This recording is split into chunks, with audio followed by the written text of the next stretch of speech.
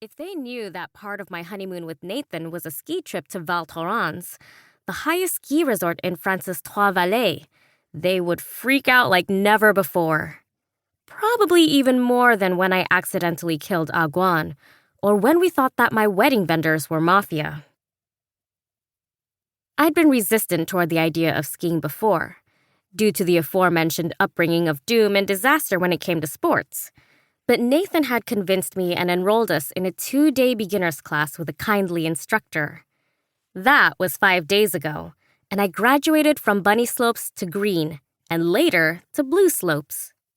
Today is the last day of our trip, and I'm making the best of the remaining time I have here by skiing down my favorite blue slope, Janxian. It's a wide slope that's so gentle, I'm surprised it's a blue and not a green. And because most people prefer the more exciting reds and blacks, Nathan and I are the only 2 people on the slope for ages. I glance at him now, skiing next to me. My husband. The term still sends a delightful little shiver down my back. Reflexively, the corners of my mouth quirk up into a smile. I'm sure that down the road the words, "my husband," will lose their sheen, and I'll be able to say them without experiencing that little glow of joy. But for now, I still savor the words. It still takes me a moment to let them sink in. I'm married to the one that got away. The man I've ached for since college.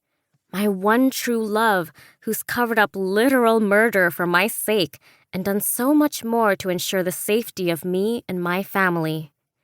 I'm so glad we capped off our tromp across Europe with this ski trip. It's been the most amazing month spent venturing into museums and actual castles, complete with battlements and crenellations and old armor, not to mention eating our way through Europe. Thanks to all the incredibly rich cheese and silky chocolate we've been having, the waistband of my jeans feels a tad snugger than I'm used to. A shrill, familiar jangle tears through the peaceful, snowy calm, shattering my focus. I startle. My right foot slips an inch to my right, and that's all it takes to overturn my balance. My skis swerve precariously, and the world tips sideways as I try, and fail, to stop myself from falling over. Luckily, the snow is as soft as a pile of feathers, and I barely feel it when I land very ungracefully on my side.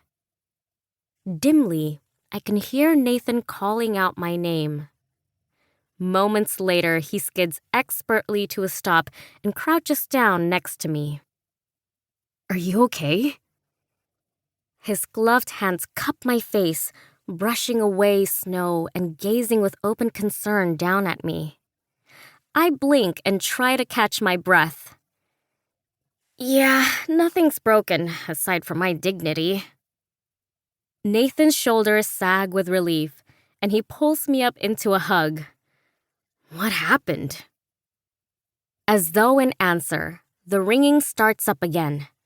I grapple for my phone, tucked somewhere into one of the many pockets in my bulky ski jacket. My fingers are half numb from the cold and clumsy due to my padded gloves, and it takes an eternity to locate the phone and pull it out. When I finally see the screen, my heart sinks. It's Ma. Nathan frowns, a crease folding between his eyebrows. "That can't be good." I nod.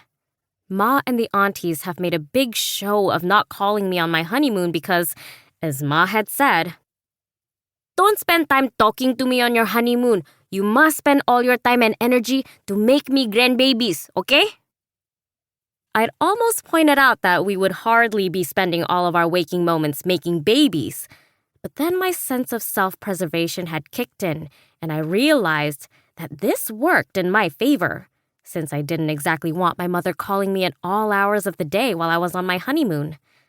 Still, throughout our trip, Nathan and I have been dutifully checking in on the family WhatsApp group every morning.